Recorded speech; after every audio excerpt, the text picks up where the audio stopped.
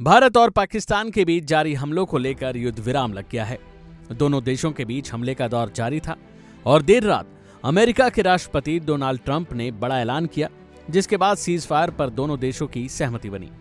तो वहीं दूसरी ओर इस जंग के बीच चर्चा हो रही है भारत के कुख्यात गैंगस्टर लॉरेंस बिश्नोई और मोस्ट वांटेड हाफिज सईद को लेकर, क्योंकि जब पहलगाम हमला हुआ था तो पूरे भारत का खून खौल उठा था, जिसमें गैंगस्टर लॉरेंस बिश्नोई ने पाकिस्तान को धमकी दी थी और कहा था कि हम एक को मारेंगे जो 1 लाख के बराबर होगा, और नीचे हाफिज सईद की फोटो थी। तो वहीं दूसरी ओर भारत के एयर स्ट्राइक में इन दहशतगर्दों का काफी नुकसान हुआ, लेकिन सवाल बनता है कि क्या अब सीज फायर के बाद लॉरेंस बिश्नोई इनको निशाना बनाएंगे? क्या अपनी धमकी पर कायम रहेंगे? ऐसा इसलिए कहा जा रहा है क्योंकि पहलगाम हमले के बाद लॉरेंस बिश्नोई ने पाकिस्तान को धमकी देते हुए कहा था कि पहलगाम का बदला लिया जाएगा, हम एक को मारेंगे जो 1 लाख के बराबर होगा, और नीचे हाफिज सईद की फोटो थी। इसके बाद भारत ने पाकिस्तान पर एयर स्ट्राइक कर दी, जिसमें पाकिस्तान में छिपे हुए दहशतगर्दों को मार गिराया। दावा किया गया कि 100 से ज्यादा दहशतगर्दों को भारत की एयर स्ट्राइक में उनका सफाया हो गया। बात करें मसूद अजहर की, तो उसका तो पूरा परिवार ही खत्म हो गया। उसके परिवार में 10 लोगों के मारे जाने की बात सामने आई, जिसमें मसूद अजहर ने यह भी कहा कि अच्छा होता मैं भी मारा जाता। तो वहीं हाफिज सईद के ठिकानों को भारत ने नेस्तनाबूद कर दिया।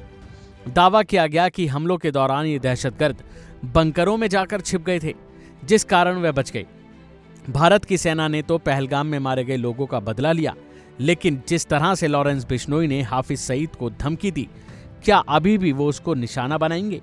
क्या लॉरेंस बिश्नोई अभी भी हाफिज सईद को मारने के लिए कोई जाल बिछाएंगे, जैसे कि उन्होंने अपनी धमकी में कहा था? क्योंकि कई दहशतगर्दों का खात्मा हुआ है, लेकिन हाफिज सईद और मसूद अजहर अभी भी बचे हुए हैं, और देखना होगा कि क्या लॉरेंस अभी भी हाफिज सईद को निशाना बनाएंगे।